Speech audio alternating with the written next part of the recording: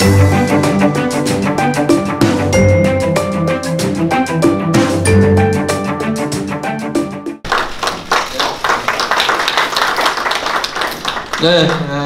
반갑습니다.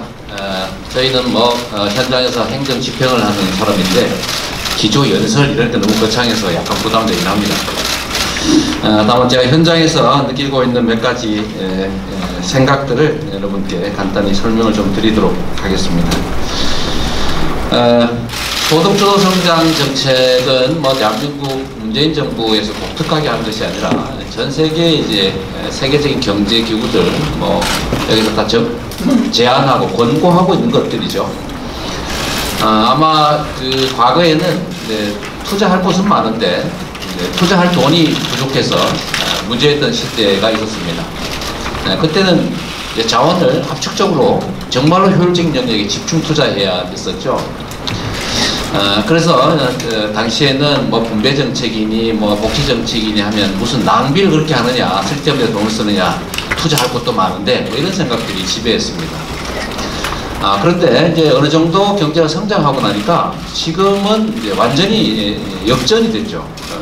여러분들 다 아시다시피 이 세상이 돈은 많은데 투자할 곳이 부족한 시대가 되어버렸습니다. 저성장 시대가 다가온 거죠. 이때는 그 반대에 투자할 곳은 많은데 돈이 없던 시대의 정책들은 이제 좀 바뀌어야 되는 거죠. 배경이 완전히 바뀝니다. 아마 여러분도 아시다시피 전 세계 성장률이 떨어지는 이유도, 경기 침체가 오는 이유도 여러분 다 생각하신 것처럼 결국 너무 지나친 집중, 기회 불평등, 엄청난 격차 여기에서 오게 된 거죠. 그러다 보니까 이제 우리 세계은행이나 IMF 이런 데서도 이제 포용적 성장, 분배와 재분배를 강화하는 것이 지속적 경제 성장을 가능하게 하는 유일한 정책이다. 이렇게 얘기하게 된 거 아니겠습니까? 그래서 저는 개인적으로 소득주도 성장, 포용적 성장 이 반드시 가야 될 일이라고 생각하고 전 세계적으로 국제기구나 또 국제적인 석학들이 다 주장하는 건데 꼭 우리나라에 오면 이게 마치 무슨 포퓰리즘 정책인 것처럼 이렇게 왜곡되고 또 폄훼되는 것이 너무 이제 안타깝다 이 말씀 먼저 드리도록 하겠습니다. 소득주도 성장 또는 포용적 성장을 위한 각종 정책들이 있지만 저는 그 중에서도 아마 우리 시장 경제를 주축으로 하는 이 자본주의 체제 자체가 유지 존속하려면 결국은 피할 수 없는 정책이 하나 있다라고 생각합니다. 그게 바로 저는 기본소득이 아니겠느냐라고 생각합니다. 여러분 아시는 것처럼 기본소득이라고 하면 다 아시겠지만 재산의 다과 또는 직업의 유무, 소득의 유무나 다과와 관계없이 구성원 모두에게 일정한 금액을 정기적으로 현금으로 지급하는 것을 말하죠. 그러면 이 기본소득이라고 하는 게 왜 필요하냐에 대해서는 여러 가지 논란들이 있습니다. 그거 하면 절대로 안 된다라는 주장도 많이 있죠. 그런데 재밌는 것은 우리 사회에서는 이 기본소득 얘기하면 저 같은 사람을 좌파, 급진주의자 이렇게 보는 경향이 있는데 실제로 이 기본소득을 주장하는 사람들은 전혀 좌파나 급진주의자가 아니라는 거죠. 오히려 유럽 등에서 이 논의되는 추세를 보면 오히려 보수 정권들이 이 기본소득 주장들 많이 하고 있다는 사실을 또 알 수 있습니다. 제가 며칠 전에 보니까 이제 야당의 정치 지도자들도 기본소득이 검토해야 된다라는 얘기를 했다고 하는 보도를 봤습니다. 보수와 진보와 관계없는 정책이라는 거죠. 또 한 가지는 이 주장자들의 면모를 보면 좀 특이하게 있습니다. 아시는 것처럼 빌 게이츠, 페이스북의 저커버그 이런 사람들이 소위 실리콘밸리에 잘 나가는 이 CEO들이 기본소득 도입을 주장을 합니다. 왜 그럴까? 이 사람들이 각성한 바가 있는 거죠. 지금은 기술혁명 시대라서 이게 지금 노동력을 필요로 하지 않고 기술 융합을 통해서 아주 쉽게 빠른 시간 내에 엄청난 초과이윤을 올릴 수 있다는 사실을 자기들 스스로 경험을 했습니다. 그리고 이런 추세가 계속되다 보면 어쩌면 이 자본주의 시스템 자체가 통째로 망가지지 않을까 그런 걱정을 하게 되지 않았을까 싶고 현재 시스템으로 엄청난 돈을 버는 사람들이 왜 가장 먼저 기본소득을 도입하자고 할까? 이거는 좀 여러분도 우리도 생각해 볼 여지가 있다고 생각됩니다. 저희가 자료에 좀 넣어뒀는데요. 국제노동기구나 국제통화기금이나 세계은행 이런 데서 계속 소득주도 성장, 소득 성장 외에 기본소득에도 관심을 가져야 된다라고 얘기하고 있다는 거 우리가 좀 널리 좀 알려주면 좋겠습니다. 저는 이런 생각을 해봤습니다. 이 왜 기본소득이라고 하는 전혀 좀 색다른 이런 정책적 주장을 하게 됐느냐 하면 좀 역사적으로 봤을 때 이런 점들이 좀 생각이 났습니다. 우리가 많이 아는 것처럼 원래 노동력을 중심으로 생산을 해오던 인류가 기계에 의지해서 생산하던 시대로 바뀌었죠. 그리고 우리가 소위 산업혁명이라고 하지 않습니까?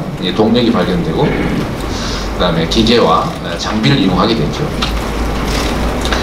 그리고 이제 자본주의가 아주 엄청난 속도로 발전하게 되는데 이 안 내부에 약간의 문제들이 생기기 시작한 겁니다. 탈락자들이 생기기 시작한 거죠. 지금 우리가 복지제도라고 하는 건 소위 초기의 그 선별적 복지제도, 정말로 불쌍한 사람, 도저히 어떻게 할 수 없는 사람들, 일할 수 없는 사람, 일을 할 수 있는데 못하는 사람, 이런 사람들에게 뭔가 지원을 통해서 노동시장으로 재유입되게 해주고 자본 시스템을 계속 확대할 수 있도록 하는 장치로 복지제도가 생겨났다고 저는 생각합니다. 그러다 이게 점점 이제 보편적 복지로 넓어져 왔죠. 그런데 또 하나의 큰 변화를 우리가 겪게 된 겁니다.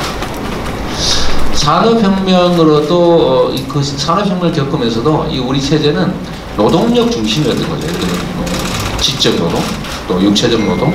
육체적 노동은 상당히 기계가 많이 대체하긴 했지만 지적 노동은 상당히 중요한 부분인데 이걸 계속 인간이 해왔던 겁니다. 그런데 앞으로 소위 4차 산업혁명이 이제 현재 진행 중이라고 보는데 인간의 지적 노동까지도 어쩌면 이제는 인공지능, AI들이 다 대신하게 되는 거죠. 그래서 이런 슬픈 얘기들이 있습니다. 기계보다도 싼 부분을 인간이 노동을 하고 기계가 도저히 인공지능이 할 수 없는 아주 비싼 노동은 인간이 하는데 그 중간 부분 대부분을 기계와 인공지능이 감당하게 되지 않겠느냐. 슬픈 일이죠.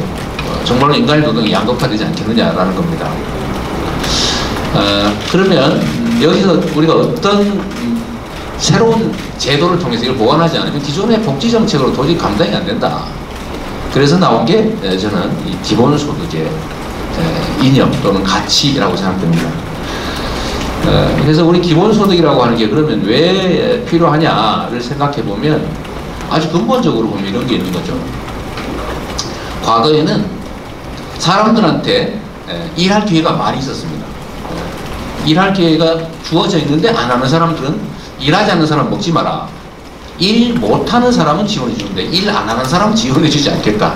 이게 현재 시스템이라고 할 수 있죠. 근데 아마도 앞으로는 일을 하고자 해도 할 수 없는 사람이 예외적 소수가 아니라 대다수의 일상이 될 가능성이 매우 높습니다. 그런데 또 반대로 보면 인간이 필요로 하는 재화와 용력을 생산해내는 데 있어서 그럼 과거보다 생산량이 떨어지냐? 그건 또 아니죠. 훨씬 더 생산량을 발전을 해가지고 인간이 필요로 하는 걸 얼마든지 만들어낸다는 거죠. 필요로 하는 건 다 만들어내는데 필요한 노동은 별로 상대적으로 점점 적어지는 거죠. 일자리는 줄어들고 그럼 이 엄청난 초과 생산력을 어떻게 처리할 거냐. 특정 소수가 다 그걸 독점할 것입니다. 결국 역사는 그렇게 역사적으로 또 되돌아보면 누군가가 기회와 자원과 소득을 독점하고 대다수가 그 기회를 잃을 때 사실 체제가 붕괴했지 않습니까? 망했다는 거죠.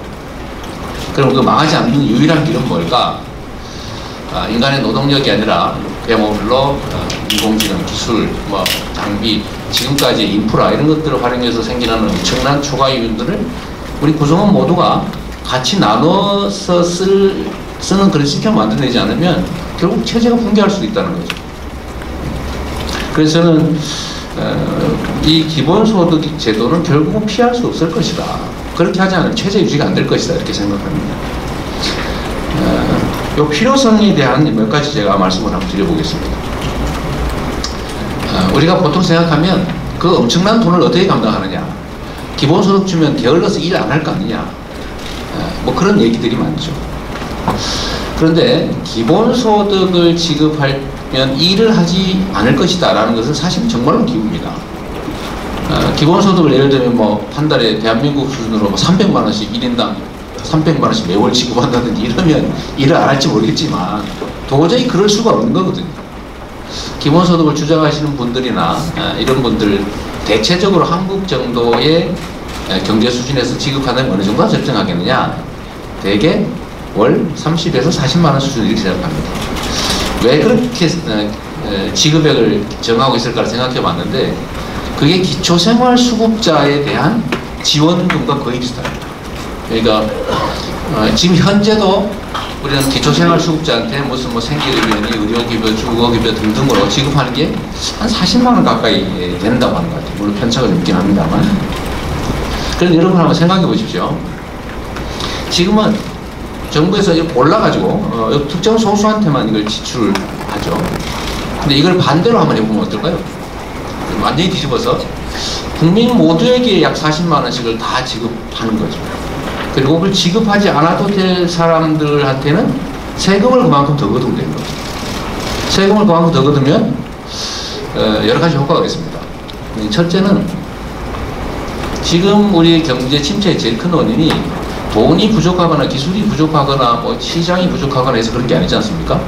이 순환이 멈춰서 그런 거거든요. 돈이 돌지를 않지 않습니까? 근데 한 곳에 쌓여가지고 움직이질 않아요. 그러니까 예를 들면 그 대표적인 게 기업의 사내 이보금이죠. 투자할 데가 없으니까 불안하고 불안하니까 자꾸 쌓죠.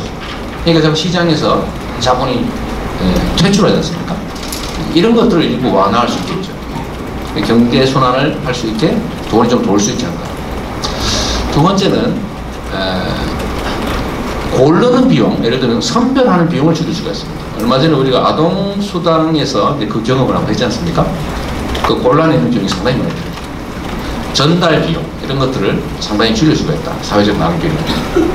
세 번째는 이게 완전히 일반적인 비판과 다른 측면인데 노동의욕을 고취하는 측면이 있습니다. 그 특이하게도 기본소득을 지급하면 일하지 않을 것이다 라고 하는 게 공격의 핵심인데 지금은 기본소득이 아니라 기초생활수급 형태로 이렇게 지급을 하니까 그 대상이 되기 위해서 일을 하지 않는 거죠. 일을 하면은 수입이 늘어가지고 대상에서 탈락을 합니다. 그러니까 자기가 지원을 계속 받기 위해서 일을 안 해요. 그런 부분이 생기는 거죠. 근데 만약에 저 모두에게 그 액수를 지급하고 지원하지 않아도 될 사람들한테 추가로 세금을 더 걷는다고 하면 그 수입은 그냥 내 기본적인 소득이고 거기에 더해서 소득 활동을 하면 그만큼 이익이니까 일을 안 하는 게 아니라 오히려 일을 안 하려던 사람들한테 노동 유인을 만들어주는 것일 수도 있습니다. 세 번째는 또 이런 효과도 있다고 생각해요. 앞으로는 이 논리적이거나 아니 수학적이거나 뭐 이런 영역의 노동은 거의 다 기계나 인공지능이 대신하게 될 텐데 그 인공지능이 못하는 게 딱 한 가지 있습니다. 이 창의적 사고죠. 즉 문화예술 영역에 그런 일거리들이 많이 생겨나지 않겠느냐라는 생각을 합니다. 나는 평생 한 달에 30만 원씩 50만 원씩만 지원해줘. 평생 그림 그리고 그냥 내가 하고 싶은 일을 하고 살래. 이런 요소들이 많아질 수 있죠. 오히려 그게 인간의 삶을 더 풍요롭게 하지 않겠냐 그런 생각도 합니다. 그 외에 여러 가지 장점들은 있는데 저는 제일 핵심은 그거라고 생각합니다. 이게 경제가 지속적으로 성장하기 위한 유일한 길이다라는 겁니다. 지금 추세로 이 초과유인이 너무 커지고 특정 소수가 그걸 독점하게 되면 나중에 결국은 다 한쪽으로 몰려가지고 아마 경제순환이 멈추는 상황이 올 수밖에 없죠. 그걸 막는 방법은 결국은 분배 또는 재분배를 강화하는 방법인데 그 중에서도 이 기본소득이라고 하는 것이 사람들의 조세 저항을 줄이고 증세할 수 있는 길이라고 생각합니다. 우리나라의 제일 큰 문제는 소위 저부담 저복지죠. 소위 이제 뭐 예를 들면 중부담 중복지 또 고부담 고복지 이렇게 가야 되는데 우리 국민들 그런 생각을 하죠. 세금 많이 내면 다 이거 다 뚱뚱한데 쓸 것이다. 내가 왜 세금을 내냐 뜯기는 느낌이 드는 거예요.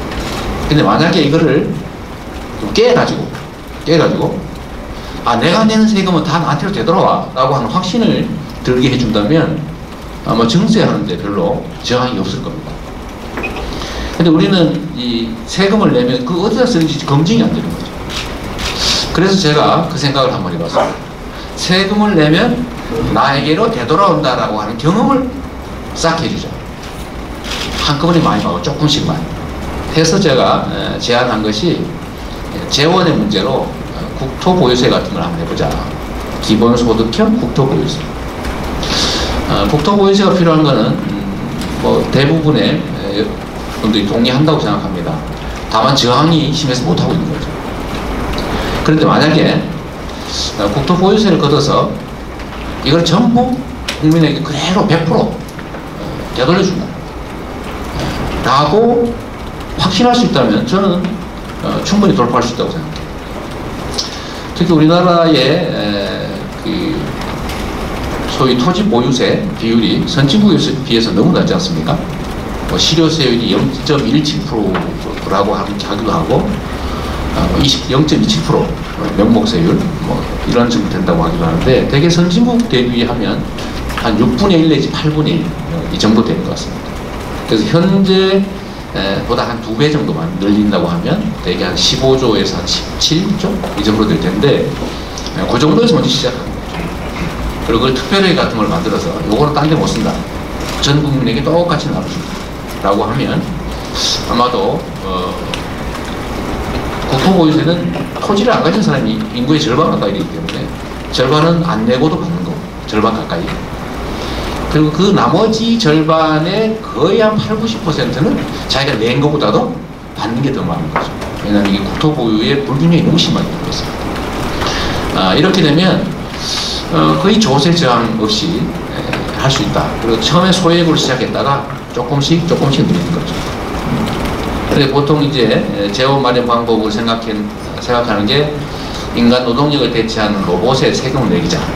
그런 얘기 많지 않습니까? 그것도 이제 조금씩 도입할 수 있겠죠. 문제는 조세 저항 아니겠습니까? 새로운 제도를 만드는 데 대한 저항. 이걸 없애는 방법으로 재원도 만들어낼 수 있다고 생각합니다. 또 한편으로 기본소득이 중요한 이유는 이런 방식으로 하지 않으면 소위 지금까지 복지 방식으로는 복지는 불쌍한 사람한테 지원하는 거. 되게 어려운 사람을 지원하다 보니까 세금을 낼 만한 사람한테는 혜택이 없어요.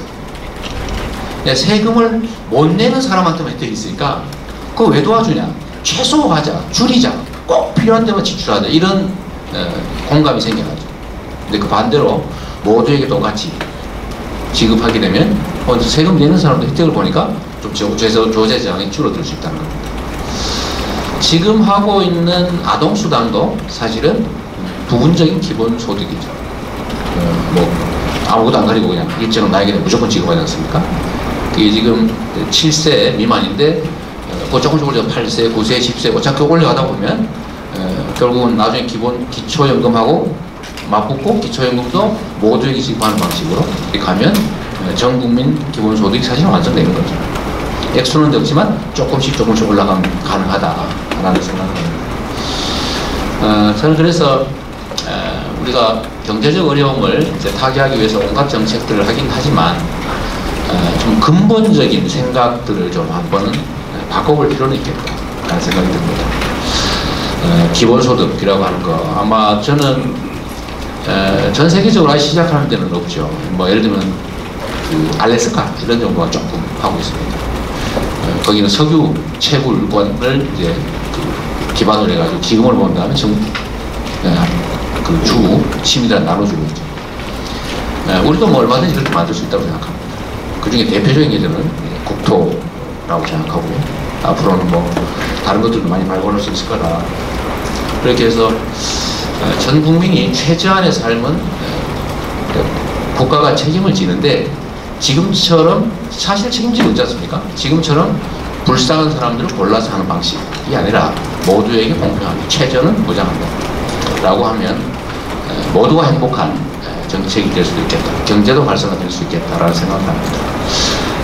한 가지 우리 경기도 정책을 설명을 좀 드리면 실험적인 정책인데요. 우리 경기도에서 전 연령대 중에서 24세에 대해서만 청년 기본소득이라고 해서 액수도 매우 적은 연간 100만 원을 지급합니다. 지급하는데 사실 재정 부담이 상당히 큽니다. 1,700억 정도 이렇게 들어가기 때문에 부담이 크긴 한데 이걸 좀 다른 정책 효과를 좀 동시에 얻을 수 있도록 지역화폐로 지급하고 있어요. 지역화폐는 아시는 분들 다 많으시겠지만 해당 지역에서만 쓸 수 있게 하는 거죠. 해당 지역. 그 방식은 여러 가지가 있습니다. 지역 상품권일 수도 있고 아니면 카드 형태일 수도 있고 여러 가지가 있는데 지금은 대개 카드 형태로 하고 있습니다. 해당 지역 안에서만 쓰되 예를 들면 뭐 대형 유통점이라든지 좀 뭐 불건전한 그 소위 저 이런 데 못 쓰게 하는 거죠. 복권방 이런 데 쓰지 말고 대형 유통점 쓰지 말고 유흥주점 쓰지 말고 골목에 자영업자 중심으로 쓰게 설계하고 있는데 이게 의외로 효과가 좋습니다. 여러분들 아시겠지만 지금 집중이 또 문제 아닙니까? 뭐든지 다 주황으로 집중되고 특정 영역에 다 집중이 되다 보니까 지방이 지역이 골목이 다 죽어나가요. 그래서 좀 칸을 친 거죠.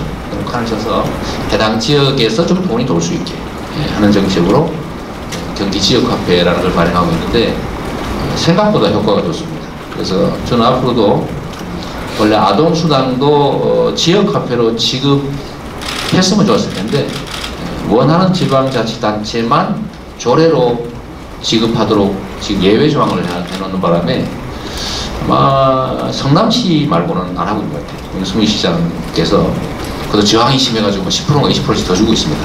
더 주면서 이제 지역 카드 형태로 결제하게 했는데 전체적으로 국가 지출, 복지 지출을 좀 이런 식으로 지역화폐 형태로 지급하게 하면 골목이나 지방이 사는 효과가 있지 않겠냐 그런 생각을 합니다.